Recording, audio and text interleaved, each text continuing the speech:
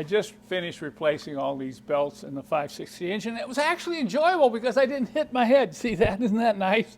Having that hood up high like that, you get a lot of light down here. You don't have to worry about your poor old head here. And you know, in a lot of my videos, I'll often get comments that say, hey, Kent, where do you buy that stuff? And I'm thinking, did he watch the whole video? Didn't he watch the end of the video where I say, you know, you can get all this stuff on my website? So instead of waiting till the end of the video, I'll probably repeat this at the end of the video, but I'm going to start saying at the first of the video, if you're watching this video, if you have a 420 V8 or a 560 V8 and you plan to do any work on the front end or the front accessories of your engine, we've got the parts you need, okay? You don't have to leave a comment saying, hey, Kent, where do you buy that? I just finished installing all new Continental V-belts on this 560 SL engine, and I'm ready to reinstall the fan and the fan shroud. And I want to encourage any of you thinking about doing this job. This is a DIY job, and along with my complete set of 5 belts, I have a very long, it's over 45 minutes long, video instructions on how to do this and get all the belt tensions correct. But I want to talk about some of these other things. If you've got the fan shroud off, the fan off, and you're working on the front of these 560 or 420 engines, there's a number of other things that you should check. I already told you about the importance of checking all the pulleys and all the bearings when the belts are off, but there are some other things that you should consider looking at closely and replacing before you put the new belts on. This would be an excellent time to replace the water pump if you have any indication of movement in these bearings, any noise, or any evidence that you're dripping coolant out of this overflow tube here. The pump sits in here like this, and if you're going to replace the pump, there's a couple other things to consider as well. Now, I've noticed looking at some of the forums on the internet, there's some real confusion on where the thermostat resides on these engines. Because even if you're not going to replace the water pump, you probably want to replace the thermostat unless you know it's been replaced in the last 5 years. Now, you look at these housings here, and I know where the confusion comes from. You have a housing here and you have a housing down there. I've seen people ask on the forum, hey, I've got this 560 engine, where's the thermostat?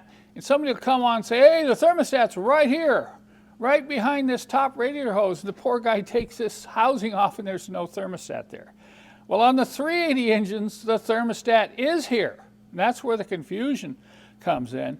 But on these engines, the thermostat is located right down here. So you can replace the thermostat without removing the water pump. And I'm going to show you what the thermostat looks like and where it sits.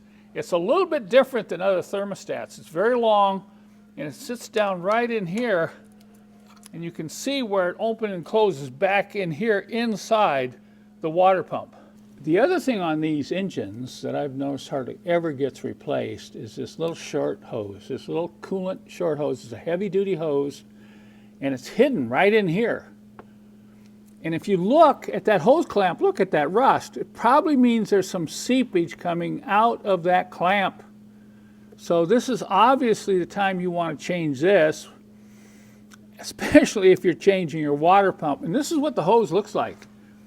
It's a heavy-duty, thick hose that we take here in the shop, and we cut to the proper length, and we include 2 brand new clamps of the right size. So this is something you definitely want to consider replacing, and you want to take a close look at this. Even if you haven't planned to do any work on the front end of your 560 engine, then at least come out the next time you have the hood open and take a close look at this little hose right in here. This is one of the most neglected parts in the whole cooling system. And here's another very important part that you should consider replacing since these cars are so old. This car only has 78,000 miles on it, and I can tell by feeling the resistance inside the clutch and the lack of play that this is probably okay. One of the things you want to do is when you test these, you really want to test them when the engine's warmed up, because when you heat this up and you have a loss of fluid inside this clutch assembly, this is going to start spinning freely. At that point, you should plan to replace it. This is the replacement fan clutch that we offer on my website, along with some instructions on how to install this. But I tell you, if you're going to do your V-belts, okay, if you're going to do those belts on your 420 or 560 engine, spend some time thinking about what else you should replace, particularly if your engine has over 100,000 miles and you have no history of any of this being done. Think water pump, think thermostat, think short hose, and think fan clutch.